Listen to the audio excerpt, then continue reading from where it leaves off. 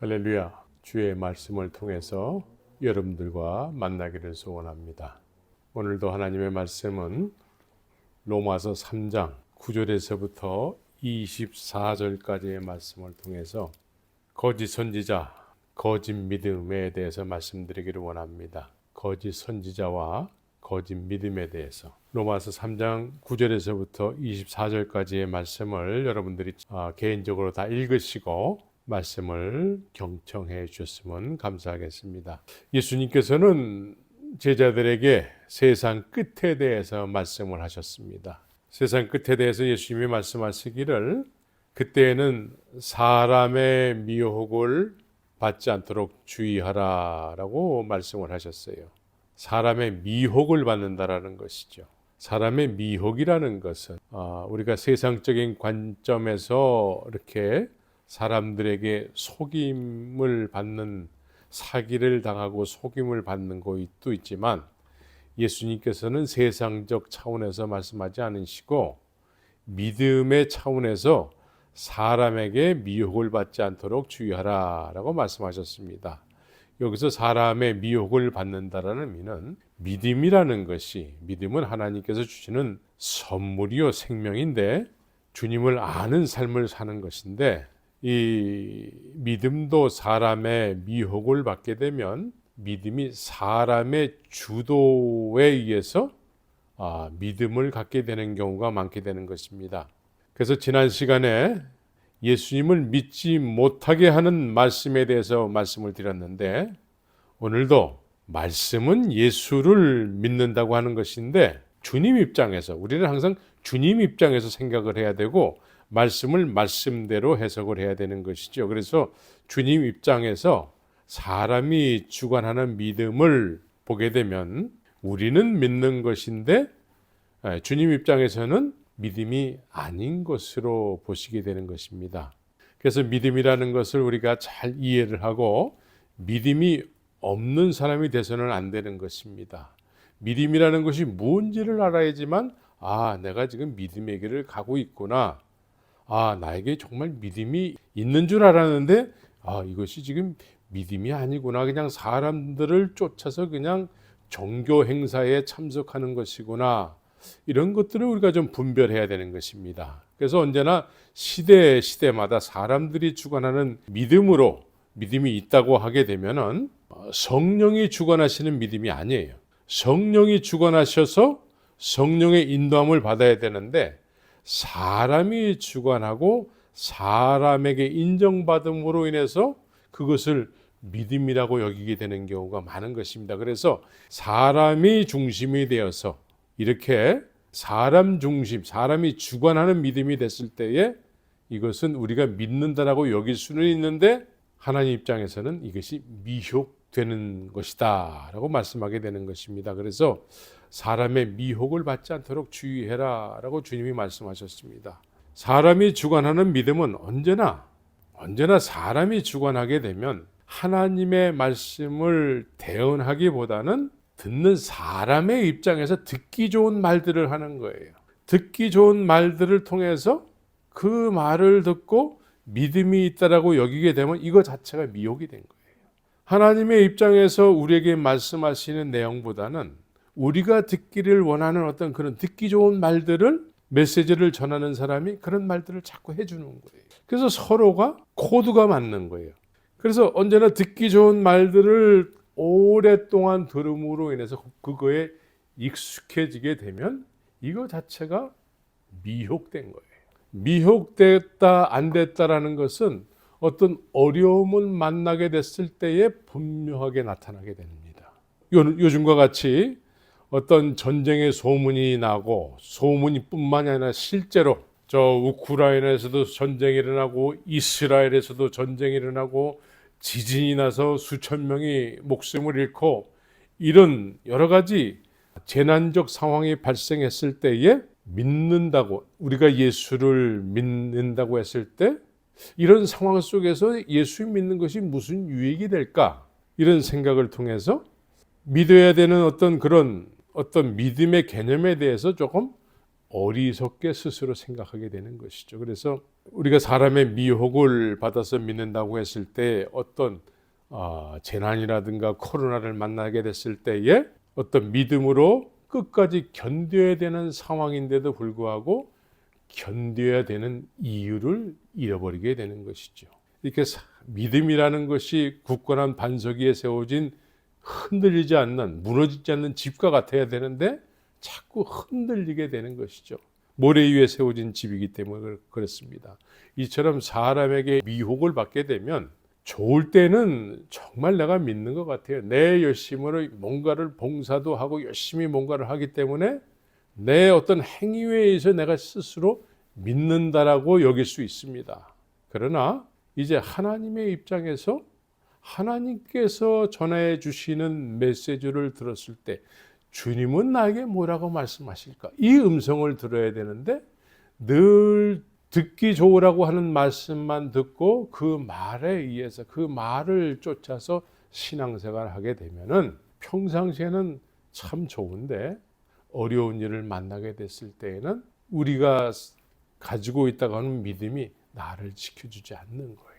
사람의 미혹에 조심하라 라고 말씀하셨습니다. 이 거짓 선지자들에 의해서 믿음이라는 것을 갖게 됐다고 했을 때에는 주님이 말씀하시는 내용보다는 우리가 듣기 원하는 말 내지는 교회에 나오는 사람이 혹시 교회를 떠나갈까 봐 그래서 늘 그 사람에게 좋은 이야기만 함으로 인해서 그런 것들을 믿음이라고 여기게 될 때에 이렇게 이야기하는 사람 자체가 사람들을 미혹해 하는 거짓 선지자가 될 수 있다는 것입니다. 이 거짓 선지자들은 늘 듣기 좋은 말만 하는 거예요. 하나님 쪽에서는 우리에게 회개하라 천국이 가까웠느니라 라고 하나님의 말씀은 살았고 운동력이 있어서 날샌 어떤 검보다도 예리하여서 우리의 혼과 영과 관절과 골수를 찔러 쪼개기까지 하는 말씀인데 이렇게 찔러 쪼개기를 원하시는 하나님의 말씀이 선포되는 것이 아니고 우리가 듣고서 부담스럽지 않은 말만 듣는 거예요. 성도들이 교회를 떠나갈까 봐, 안 나올까 봐, 다른 교회 갈까 봐 듣기 좋은 말만 하고 그런 이야기를 듣게 되면은 하나님이 허락하신 믿음이 될 수가 없는 것입니다. 그래서 이런 거짓 선지자들의 유혹, 미혹을 조심하라, 주의하라 라고 말씀하고 있는 것이죠. 그래서 이렇게 생겨난 믿음은 사실 진정한 믿음이라고 할 수 없고 불법적 믿음이 되는 것입니다. 거짓 믿음이 되는 거예요. 늘 듣기 좋은 말만 들음으로 인해서 그런 사람 앞에서 열심히 뭔가를 하는 것 자체를 믿음이라고 여긴다면 이것은 거짓 믿음이 되는 것입니다. 하나님께서 지금 나에게 뭐라고 말씀하실까? 이 말씀을 대언하는 사람들의 말을 들어야 되는 것이지요. 그래서 거짓 선지자들에 의해서 불법적 믿음이 생기게 되는 것이지요. 우리는 이 불법이라는 말을 좀 의미 있게 생각을 해야 되는데 법이라는 것은 모든 나라의 법들이 있습니다. 법이 왜 존재합니까? 법은 나라의 생명과 같은 것입니다. 법이 없게 되면 그 나라는 무질서하게 되고 무정부 상태가 됩니다. 그래서 법을 무시하고 법이 없는 그런 나라가 됐을 때에는 사람들은 질서가 없는 나라이기 때문에 자기 마음대로 하게 되는 것입니다. 자기가 원하는 대로 하고 싶은 대로 하면서 사는 그런 나라 아닌 나라가 되는 것이겠죠. 그래서 힘센 사람만 살아남게 되는 것이고 누가 더 힘이 세느냐에 따라서 그 사람에 의한 어떤 그런 질서가 유지되게 되는 것이죠. 이런 법은 모든 사람들에게 평등하게 적용돼야 되는 것이죠. 평등하게 적용되어서 누구나 다 지켜야 되는 법이 돼야 되는 것입니다. 그러나 이런 법이 허물어지고 무시될 때에는 내 것도 내 것, 남의 것도 내 것 이렇게 살아도 힘세기 때문에 약한 사람은 다 그런 사람에 대해서 괜찮다라고 여기게 되는 것이죠. 그래서 나라라고 하지만 법이 없으면 무정부 상태가 돼서 더 이상 나라가 되지 않는 것이죠. 그래서 법은 나라에 있어서 반드시 필요하고 법을 서로 유지하고 세워 나가야지만 온전한 나라가 되는 것입니다. 그러나 현대에 있어서 법은 사람들의 어떤 교묘함에 의해서 잔머리를 굴리는 사람들에 의해서 법을 자꾸 피해가는 사람들이 많게 되는 것이죠. 그러한 사람들이 한두 사람이 아니기 때문에 어떤 힘센 사람의 잔머리에 뭉쳐진 어떤 당이 만들어지게 되고 그 당에 속한 많은 사람들은 그 대표되는 사람이 잔머리로 법을 피해 나가려고 할 때에 같은 편이 되어서 나쁜 짓을 했는데도 불구하고 그것이 아니라라고 우기게 되는 것이죠. 많은 증거들이 있고 또 어떤 사람은 그 사람 때문에 자살도 했는데도 불구하고 이런 수많은 증거가 있는데도 불구하고 그런 나쁜 짓 했는데도 불구하고 아니라고 우기게 되는 것이죠. 법을 우습게 하는 거예요. 오늘날의 나라들이 그렇습니다. 특별히 한국이라는 나라의 뉴스를 보게 되면 무엇이 법이고 무엇이 죄고 분간을 할 수 없는 정의가 무시된 그런 나라의 한 면을 보게 되는 것이지요. 죄를 지어놓고도 당당하게 얼굴을 뻣뻣이 들고 여전히 자기가 하고 싶은 대로 살아가는 많은 사람들을 보면서 나라의 어떤 모습이 자꾸 무너지는 그런 뉴스들을 접하게 됩니다. 법이 있어도 법이 유명무실한 거예요. 법을 무시하고 살아가는 것이죠. 이렇게 현대 사회는 나라들마다 이런 법들이 있지만 법을 무시하는 사람들에 의해서 나라가 자꾸 무질서한 모습으로 자꾸 그렇게 되는 것이죠. 목소리 큰 사람이 이기는 세상이 된 것입니다. 법이 있어도 법을 무시하고 법을 우롱하고 하는 이제는 나라의 공권력을 자꾸 무시하는 사람들에 의해서 그렇게 나라가 자꾸 질서 없는 사회로 자꾸 이렇게 몰락하는 모습을 보게 됩니다. 그래서 믿음에도 이와 같은 법이 있어야 되는 것이죠. 하나님의 나라는 법에 의해서 다스려지는 나라인 것입니다. 이 법을 지키고 법에 의해서 하나님 나라를 소개받고 법에 의해서 하나님의 나라의 시민이 되어야 되는 것입니다. 그런데 이런 하나님의 나라의 법을 무시하고 그러면서 믿음이라는 것을 자꾸 이야기하는 사람들이 이 시대에 많은 것입니다.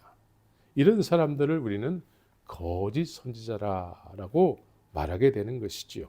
거짓 선지자란 우리가 손가락질하는 이만이라든가 저 돌나라를 브라질 가서 세운 박명호라든가 안상홍이라든가 또 통일교회 문선명이라든가 이런 사람들만 거짓 선지자가 아니고 이런 사람들은 거짓 선지자라고 얘기 안 해도 이미 사이비로 다 우리는 다 알고 있는 사실이죠. 거짓 선지자라는 것은 우리하고 같은 모습을 하고 있으면서 하나님의 법을 무시하는 사람들을 이야기하는 것입니다. 하나님께서 말씀하지 않으셨는데도 불구하고 하나님의 말씀이라고 하면서 전하는 사람들, 하나님께서 부르시지 않았는데도 하나님이 부르셨다고 하면서 하나님의 종의 행세를 하는 사람들, 이런 사람들을 우리는 거짓 선지자라고 하게 되는 것입니다. 거짓 선지자들은 하나님께서 말씀하지 않으셨는데도 하나님의 말씀이라고 전하기 때문에 하나님께서 지금 우리에게 하신 말씀이 아니고 늘 우리가 듣기를 원하는 말들을 자꾸 하는 거예요. 우리가 듣기 싫어하는 말은 전혀 하지 않고 우리가 들어서 부담이 되지 않는 말씀만 구별되어서 그런 말씀을 전하게 되는 것이죠. 하나님의 말씀하고 전혀 관계도 없는데 하나님의 말씀이라고 하면서 전한다라는 거예요.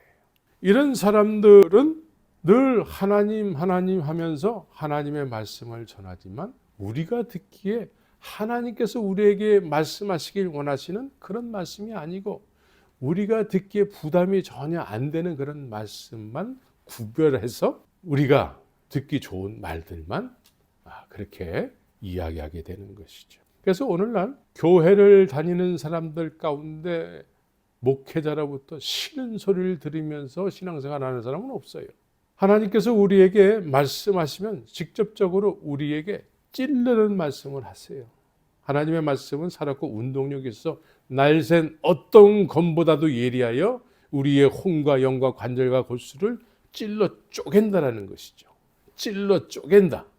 그래서 하나님께서 우리에게 말씀하시면 찔러 쪼개는 말씀을 하시게 되는 것이죠. 그러면 우리가 찔림을 받는 거예요. 회개하라. 얼마나 부담스러운 말씀입니까? 회개할 것이 없다라고 늘 좋은 말만 구별해서 전하는 사람들의 말에 의해서, 그런 말에 익숙해져서 오랫동안 신앙생활에서 회개 한번 한 적이 없는 사람들이 많은 이때에 하나님께서는 회개하라 라고 찔른다라는 것이죠. 그 우리가 찔림을 받는데, 여기서 찔림을 받아서 회개하면은 주님의 말씀에서 살아나는 사람이 될 텐데, 내가 지금까지 신앙생활을 한 것이 몇 년인데 나보고 지금 회개하라고 말씀하세요, 이렇게 여기게 되면 그 사람은 계속해서 죽은 상태로 있게 되는 것입니다. 그래서 지난 시간에 이제 양과 염소에 대해서 말씀을 드린 적이 있었습니다. 양과 염소. 양은 지난 시간에 그 사람 안에서 말씀하시는 분이 계셔서 말씀하신 분에 의해서 깨달음을 얻어서 그 깨달음을 통해서 살아가는 사람을 양이라고 말씀드렸습니다. 그런데 그 사람 안에서 말씀하시는 분이 계시지 않고 언제나 내 맘대로 살아왔고 앞으로도 내 맘대로 살아가기를 원하는 자기가 가득한 사람이 이제 그런 마음으로 하나님의 말씀을 이해하는 거예요. 그러면 어떻게 될까요? 하나님의 말씀을 자기 자의적으로 해석을 하게 되는 것이죠. 하나님의 말씀을 자의적으로 해석을 하게 되면, 이것은 자의적으로 해석해서 만약에 그것을 하나님의 말씀으로 전한다고 한다면 그것은 거짓 선지자예요. 그런 사람들의 말을 듣고 신앙생활을 한다면 그 사람은 염소가 되는 것입니다. 마음은 항상 자기 원하는 대로 살기를 원하는 것이죠. 하나님의 말씀도 자기 원하는 삶의 방향으로 그렇게 해석을 하는 것이죠. 이런 자의적인 해석으로 그렇게 지금까지 살아왔고 앞으로도 그렇게 살아가기를 원하는, 그런데 그런 것을 믿음이라고 생각하면서 그렇게 자의적으로 하나님의 말씀을 해석한다는 것이죠. 그래서 양과 염소는 한 군데에 있으면서 예수를 목자로 여기면서 살아가는 존재들인 것이죠. 양과 염소가 한 군데에 있으면서 예수님을 목자로 여기지만, 양은 목자 대신 예수 그리스도께서 그 사람 안에서 이제 말씀하시는 분으로 계시고, 염소는 말은 예수님을 목자라고 하지만 언제나 내 마음대로 살고자 하는 그런 마음으로 하나님의 말씀을 자의적으로 해석하는 사람이 되는 것이죠. 그래서 같은 성경을 통해서 신앙생활을 하지만 이렇게 극명하게 차이가 나게 되는 것입니다.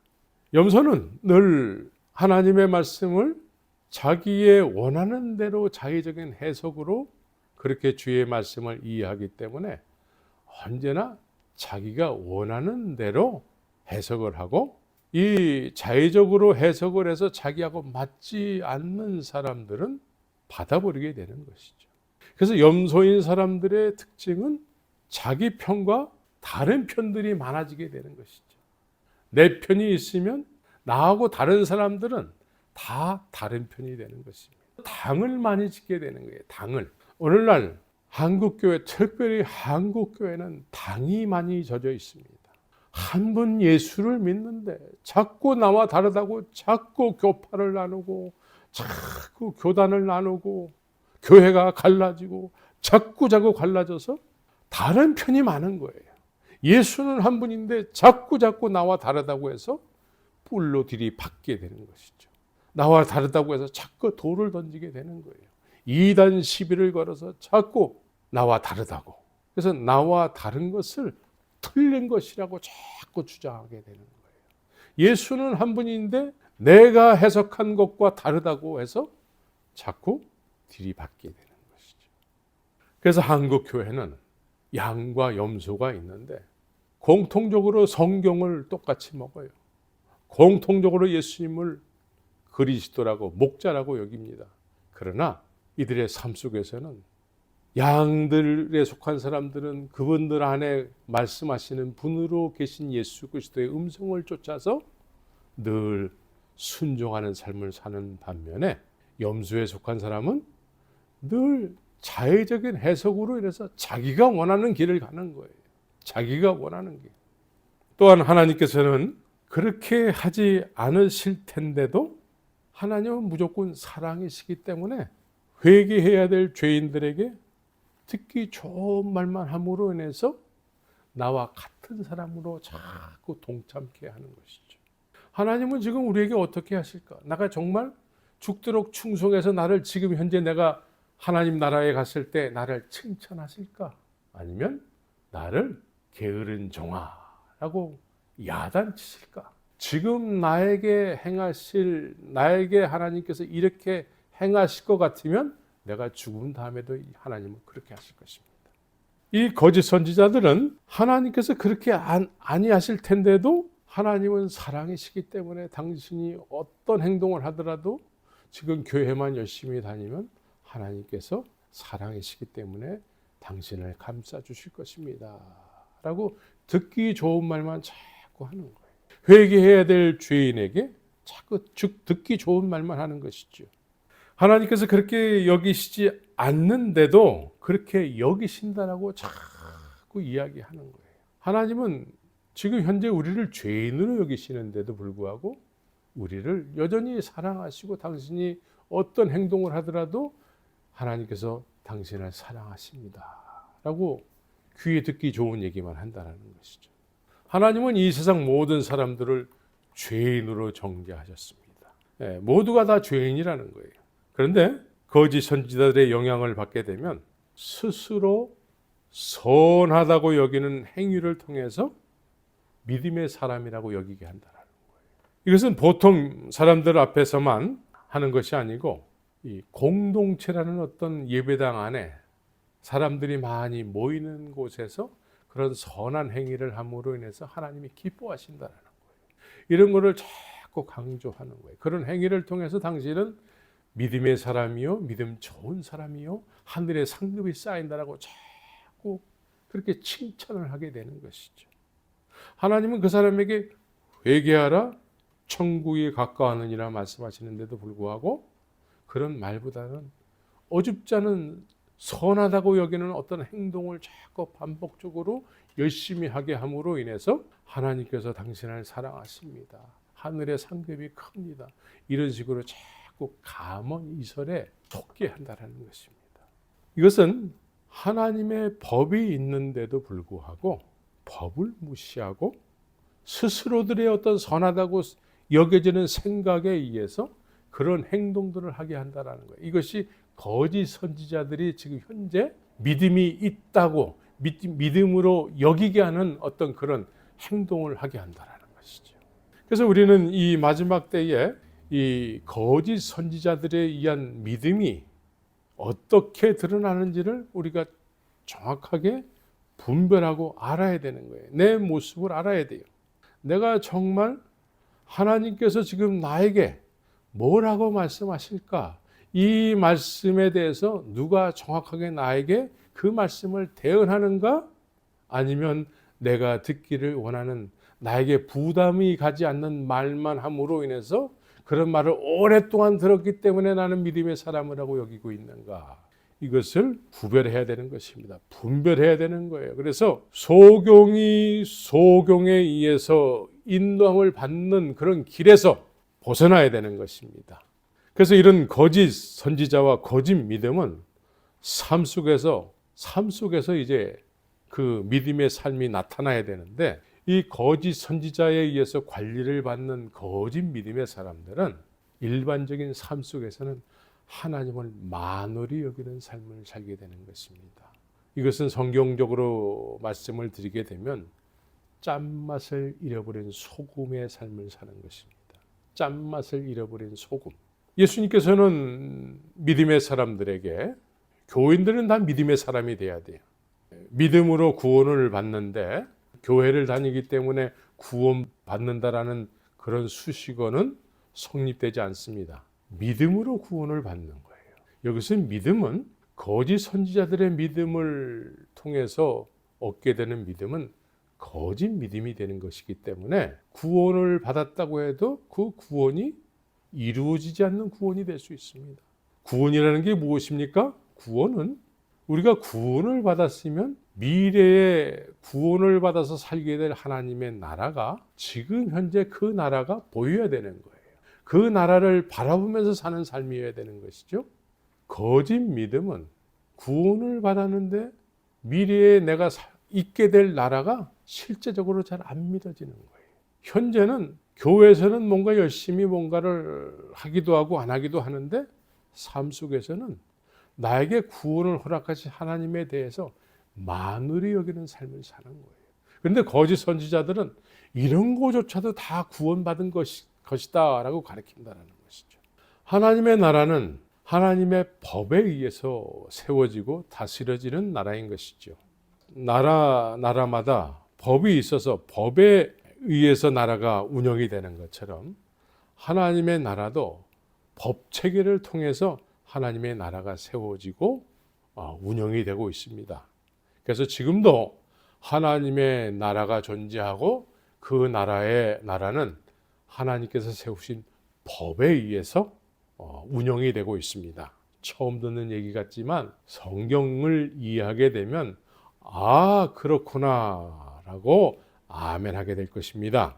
하나님께서 정해놓으신 법은 하나님에 의해서 이 법에 의해서 하나님의 나라의 시민도 되고 법에 의해서 시민이 될 수도 없고 하게 되는 것이죠. 하나님께서 하나님의 법에 의해서 하나님의 나라가 소유한 바 될 수도 있고 소유하지 못할 수도 있게 되는 것이죠. 그래서 하나님께서는 하나님의 법에 의해서 모든 사람을 다 죄인으로 정죄하고 있습니다. 모든 사람을 다 죄인이라고 그렇게 여기고 있어요. 우리의 어떤 어줍지 않은 선하다고 하는 행동을 통해서 나는 아니겠지가 아니라 이 세상 모든 사람들을 다 죄인으로 여기고 있다는 것이죠. 그래서 오늘 본문 로마서 3장 모든 사람이 죄를 범하였음에 하나님의 영광에 이르지 못하더니 하나님의 영광에 이르지 못한다라는 거예요. 모든 사람이 다 죄인이라는 것이죠. 또 3장 9절에서도 그러면 어떠하냐 우리는 나으냐 결코 아니라 유대인이나 헬라인이나 다 죄 아래에 있다고 우리가 이미 선언하였느니라. 기록된 바 의인은 없나니 하나도 없으며 깨닫는 자도 없고 하나님을 찾는 자도 없고 다 치우쳐 한 가지로 무익하게 되고 선을 행하는 자는 없나니 하나도 없도다 라고 말씀하고 있어요. 그래서 이 세상 모든 사람들을 다 죄인으로 정죄를 하고 있다는 것이죠. 그래서 죄인으로 정죄하기 때문에 죄는 반드시 죄의 값이 있다는 거예요. 죄의 값이 뭐냐면 사망이라는 거예요. 사망. 그래서 히브리서에서도 사람이 한 번 죽는 것은 정한 것이요. 정한 것이라는 거예요. 사람이 태어나면서부터 죽음이 정해져 있다는 거예요. 이 세상 모든 사람들이 다 죄인이라는 거예요. 죄인들이 자기가 생각하는 선한 행위를 조금, 그것도 아주 조금 사람들 앞에서, 사람들은 안 볼 때는 안 하고 사람이 보는 앞에서 조금 함으로 인해서 나 의인 맞죠? 이렇게 사람들에게 인정받는 거, 그것으로 인해서 나는 죄인이라고 아니라고 한다면 하나님께서 웃으세요. 죄인이기 때문에 죽는다는 거예요.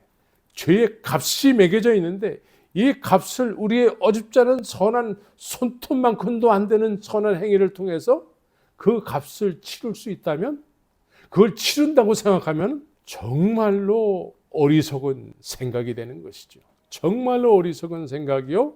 이런 사람들은 아직 하나님을 모르기 때문에 자꾸 자기의 생각으로 뭔가 해보려고 하는, 자기의 생각으로 하나님의 법을 무시하는, 하나님의 법을 자기의 잔머리로, 한국의 어떤 정치인처럼 그거를 법으로 얍삽하게 빠져나가 보려고 하는, 절대 우리의 얍삽한 머리로 하나님의 정하신 법을, 죄의 값을 우리가 우리의 힘으로 치를 수가 없는 것입니다. 엄청난 이 죄의 값에 대해서 우리의 생각으로 뭘 어찌할 수 있는 방법이 아무것도 없는 것입니다. 그런데 거짓 선지자들은 우리의 얍삽한 어떤 생각을 가지고 이렇게 열심히 하면 주님께서 기뻐하시고 그래서 하늘의 상급을 많이 허락하실 거야.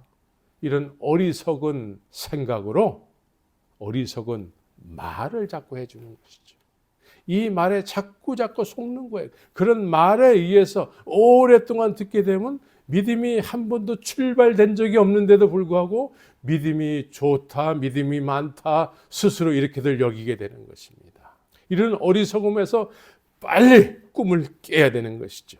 하나님은 모든 사람을 죄인으로 정하고 죄의 값이 있는데 그것이 사망이라는 거예요. 사망. 그래서 사람은 한 번 죽는 것이 정해진 것이라고 말씀하고 있는 것입니다. 그 이후에는 심판이 있다. 이 심판 있을 때에 내가 예배당에서 뭐 봉사하고 식당 봉사하고 주차장 봉사하고 이런 걸로 난 믿음의 삶을 살았습니다. 이렇게 들이대는 사람들, 들이대지도 못하겠지만 자기 스스로가 고개를 들 수 없는 죄가 해결되지 않은 사람으로 주님 앞에 고개를 들 수 없는 그런 사람이 되는 것입니다. 이것은 법이 있는데도 불구하고 법을 모르고 거짓 선지자들이 법을 무시하고 생각해낸 선하다고 여겨지는 조그마한 생각을 가지고 행동을 가지고 그렇게 법을 무시하는 것이죠. 하나님의 법은 그 어떤 것으로도 무시할 수가 없고 그렇게 여겨질 수도 없는 법이 되는 것입니다. 하나님의 법은 이미 이 세상 모든 인생들을 다 죄인으로 정하고 있습니다. 그래서 로마서 3장 10절 이하에 의인은 하나도 없다라고 얘기하고 있습니다. 이 죄에 대해서는 하나님께서 피 흘림이 없으면 죄 사함이 없다라고 얘기하고 있어요. 죄의 값이 매겨졌는데 그것이 사망이요. 이 사망은 피 흘림이 없으면 해결될 방법이 없다라는 거예요. 죽지 않으면 해결될 방법이 없다라는 거예요. 죽어야 된다라는 것이죠. 이 율법이라는 것은 우리가 율법의 용도를 잘 알아야 돼요. 율법의 용도는 하나님께서는 이미 모든 인생들을 죄인으로 정해 놓으셨습니다. 세상의 법은 어떻습니까? 세상의 법은 죄를 졌을 때 그 법의 저촉을 받게 되는 거예요. 죄를 안 지면 법에 있어도 법의 저촉을 받지 않는 것이죠. 하나님의 법은 이미 모든 인생들을 죄인으로 정해 놓으셨어요. 죄인이기 때문에 또 죄를 짓는 거예요. 하나님을 찾지 않는 것도 죄인이라는 거예요. 그래서 이 죄에 대해서 하나님의 법을 조목조목 그렇게 정해 놓으셨는데 이게 율법이에요. 이 율법은 지키라고 주신 것이 아니고 네가 얼마만큼 죄인인가를 알게 하기 위해서 하나님께서 법을 만들어 놓으신 거예요. 그래서 하나님께서 이 법을 사람들에게 적용하면 고개를 들 수 없는 죄인이 되는 거예요. 어느 누구도 이 법에서 빠져나갈 인간이 한 사람도 없게 되는 것입니다. 절대로 빠져나갈 수가 없어요. 아무리 착한 삶을 살았다 할지라도 하나님을 찾지 않는 죄가 죄라는 거예요. 율법은 우리로 하여금 네가 얼마만큼 큰 죄인들을 깨닫게 하기 위해서 허락하신 거예요. 그러나 세상의 법은 죄를 졌을 때 죄의 저촉을 받게 하기 위해서 그 죄를 징계하기 위해서 법이 만들어졌는데 하나님의 법은 이미 우리를 다 죄인으로 선포하셨다는 것입니다. 그래서 죄인으로 선포했기 때문에 내가 왜 죄인입니까? 그러면 내 죄에 대해서 율법에 여러 항목들이 다 이렇게 있게 되는데 그 중에 포함 안 될 사람이 없다라는 거예요. 율법은 이와 같이 지키라고 준 것이 아니고 네가 이미 죄인이기 때문에 죄의 징계를 내리기 위해서 네 죄가 얼마만큼 큰 죄인지 죄의 항목을 정하기 위해서 죄의 항목이 정해졌다라는 것이죠. 구체적으로 무슨 죄인가? 사형 언도를 내리고 있는 것입니다. 이 율법에 의해서 모든 인생들은 사형 판결을 받게 되는 거예요. 죄의 값은 사망이다.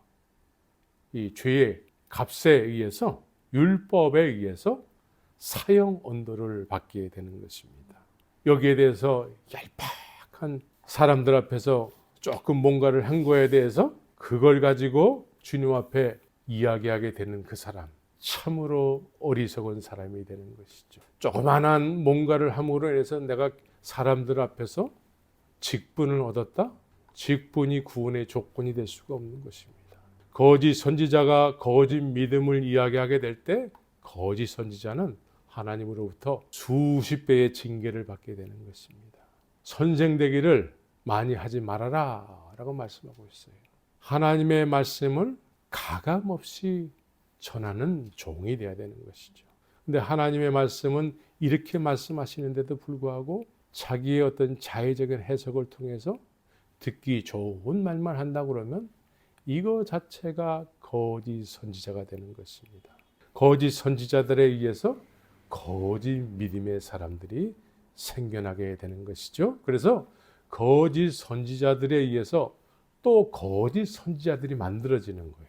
거짓 믿음만 만들어지는 것이 아니고 거짓 선지자들이 또 만들어지게 되는데, 이때 만들어지는 거짓 선지자는 자기 자신이 거짓 선지자인 줄 몰라요. 왜? 그렇게 배운 것을 이야기하기 때문에 그렇습니다. 하나님의 말씀보다는 자의적으로 해석한 말씀을 배워서 또 다른 자의적인 해석을 통해 하나님의 말씀을 이야기하기 때문에 자기가 거짓 선지자인 줄 몰라요. 이런 사람들에 의해서 관리를 받는 사람들, 거짓 믿음의 사람이 되는 것입니다. 그래서 하나님의 법을 무시하고도 믿음을 소유했다라고 여기게 되는 것이죠. 하나님의 법을 무시하고 믿음을 가질 수가 없는 것입니다. 자기가 스스로 선하다고 하는 행위를 통해서 하나님이 이 행위를 통해서 기뻐하실 거야 라고 일방적인 생각으로 나 믿음이 있어요 라고 할 수가 없는 것입니다. 하나님의 나라는 철저하게 하나님의 법에 의해서 하나님의 백성이 될 수도 있고, 그렇지 않은 하나님과 관계없는 사람이 될 수도 있는 것입니다. 그래서 오늘날 거짓 선지자들은 자신이 거짓 선지자들을 몰라요. 왜냐하면 정상적인 어떤 코스를 밟아서 어떤 선지자적인 직책을 가지고 있기 때문에 그렇습니다. 그래서 말씀을 전하고 있고 큰 예배당을 운영을 하고 있고 하기 때문에 본인 스스로가 거짓 선지자라고 여기지 않아요. 그런데 이런 사람들의 메시지는 하나님께서 말씀하시는 내용이 아닌 자기가 자의적으로 사람들이 부담스러울까 봐 부담이 되지 않는 말씀만 골라서 이야기하는 사람이 되는 것입니다. 하나님의 말씀은 살았고 운동력이 있어서 찔러 쪼개기까지 하는 말씀인데 부담 갈까 봐 골라서 얘기하는 그런 내용들은 찔림을 받지 않는 것이죠. 오히려 죄인인데도 불구하고 칭찬을 듣는 말을 듣게 되는 것이죠. 우리가 칭찬받을 만한 행동을 했습니까? 그런데도 이렇게 칭찬을 듣고 좋은 말만 듣고 그렇게 수십 년 동안 신앙생활함으로 인해서 이제 스스로는 믿음의 사람이요, 그런 사람들이 많이 모이게 되면 내가 잘해서 교회가 성장했고 내가 잘해서 사람들이 많이 모이게 됐기 때문에 나는 좋은 건물에서 좋은 자동차를 타고 높은 보수를 받아야만 해. 그래서 실제로 그렇게 살아가는 많은 사람들을 보게 되는 것이죠. 하나님의 법은 오직 독생자 예수 그리스도께서 십자가에서 죽으시고 부활케 하심으로 인해서 법의 심판을 이미 하셨어요. 죄의 값은 사망이요, 피 흘림이 없으면 사함이 없는 거예요. 그래서 죄의 값은 내가 죽든지 누가 죽어야 되는 거예요. 내가 죽으면 끝이요, 죄가 없으신 분이 죽으면 부활하시는 거예요. 누군가가 죽어야 돼요. 죄의 값은 내가 얄팍한 어떤 선하다고 여기는 어떤 행위를 통해서 없어지는 것이 아니고 죽어야지만 끝나는 거예요.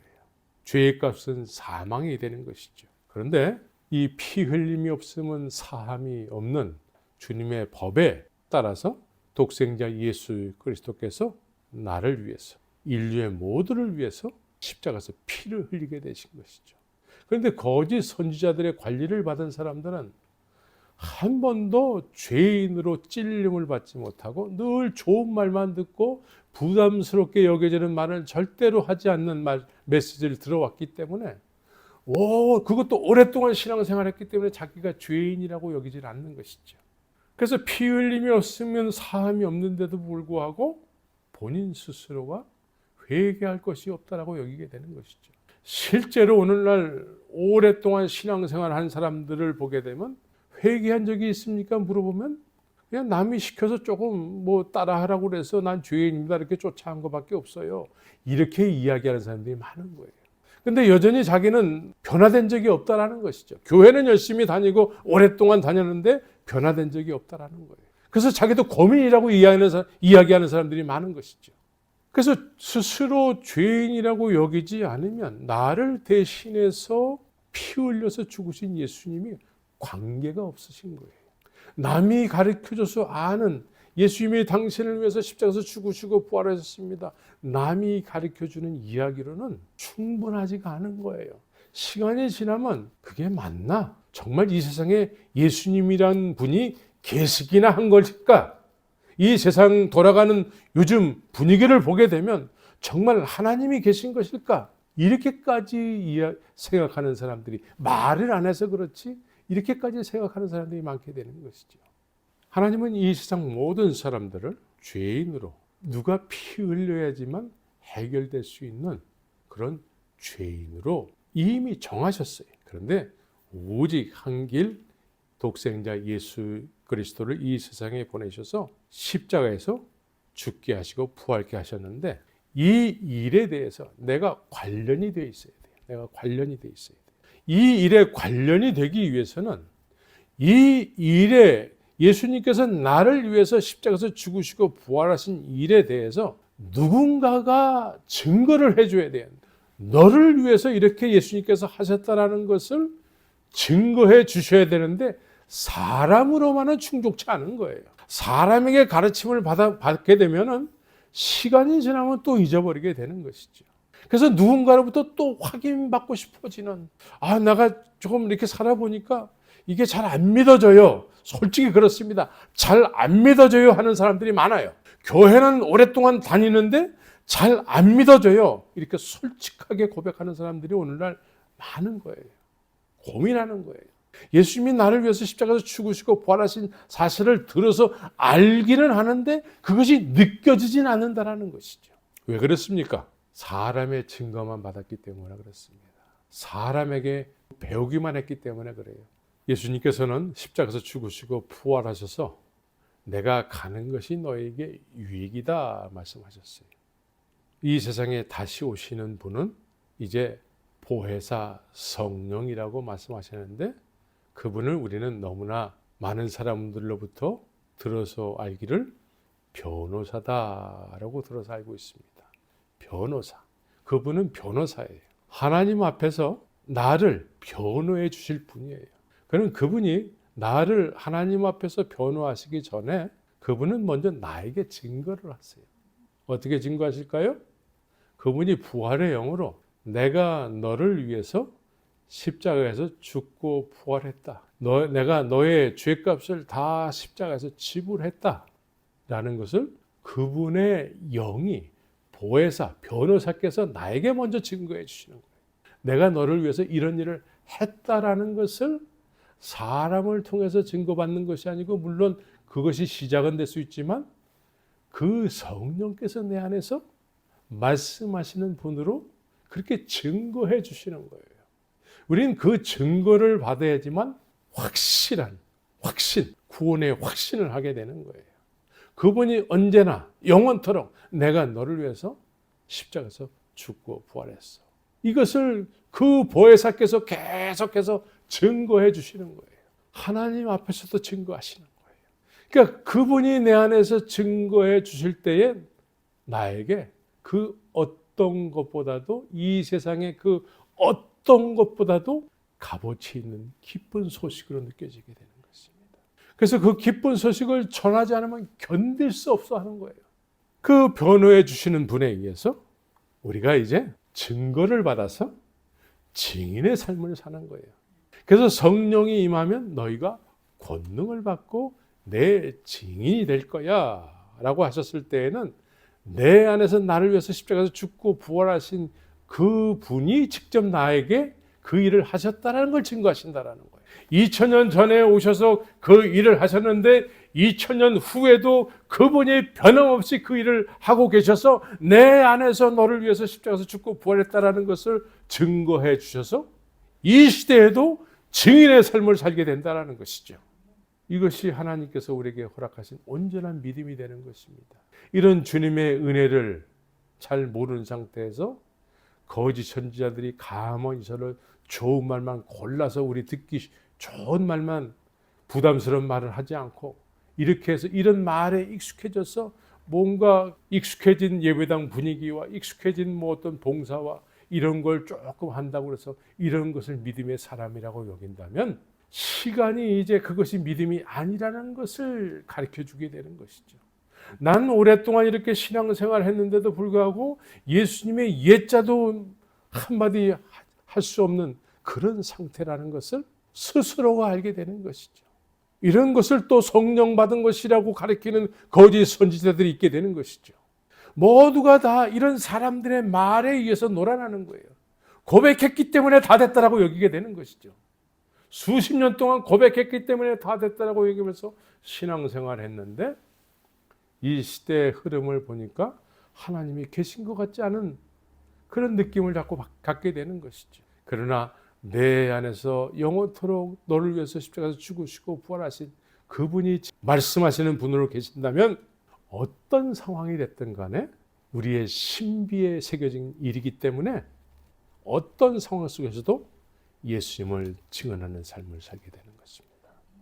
오늘날 많은 사람들이 사람들에 의해서 배워서 오랫동안 배워서 알고는 있는 이론이지만 우리 안에서 성령이 계셔서 성령께서 말씀하시는 그런 깨달음이 아니기 때문에 시간이 지나면 자꾸 잃어버려지고 또 시간이 많이 지났는데도 알아야 되는 내용을 알지 못해서 늘 언제나 그리스도의 초보가 무엇인지를 누군가로부터 배워야 되는 그런 어줍지 않은 그런 신앙의 초보의 믿음의 삶을 살고 있는 경우가 많은 것이죠.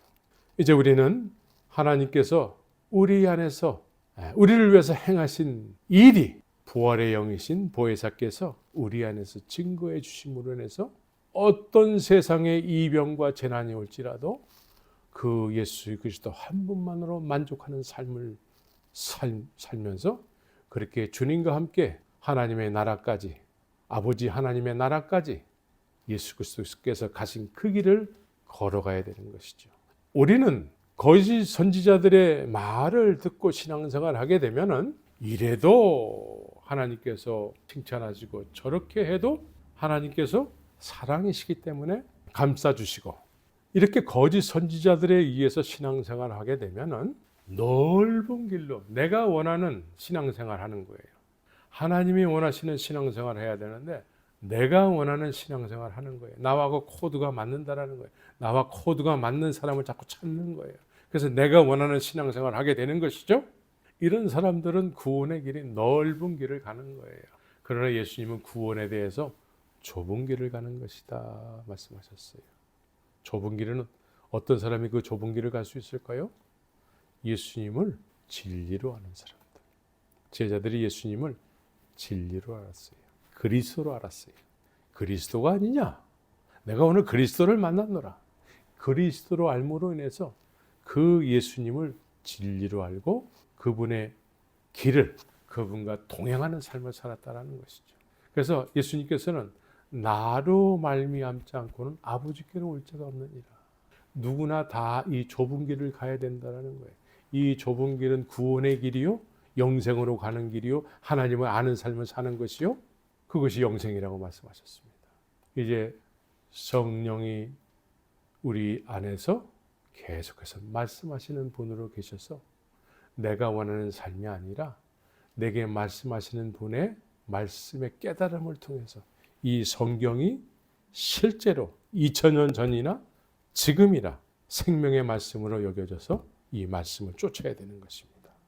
그러나 이 말씀은 2000년 전의 말씀이기 때문에 지금과는 현실감이 떨어져서 이 현실감이 떨어지는 말씀을 오늘날 자의적으로 해석해서 현대적인 감각으로 해석해서 그렇게 내 멋대로 내 마음대로 하나님의 말씀을 해석해서 지 멋대로 하는 신앙생활, 이것은 거짓 선지자들에게 관리를 받았기 때문이요, 거짓 믿음을 소유하고 있기 때문에 그렇다는 거예요. 이 말씀을 생명의 말씀으로 알고 이 말씀이 우리의 삶을 주관하는 그런 온전한, 우리 안에서 늘 깨달음으로 말씀하시는 분으로 계신 그분에 의해서, 또 그분이 나를 위해서 십자가에서 죽으시고 부활하시던 그분의 증거하심을 받아서 그분의 음성을 듣고, 우리가 양이기 때문에 그분의 음성을 듣고 살아가야 되는 것이죠. 아버지의 나라까지 넉넉히 들어갈 수 있는 믿음의 사람들이 다 되시기를 예수의 이름으로 축원합니다.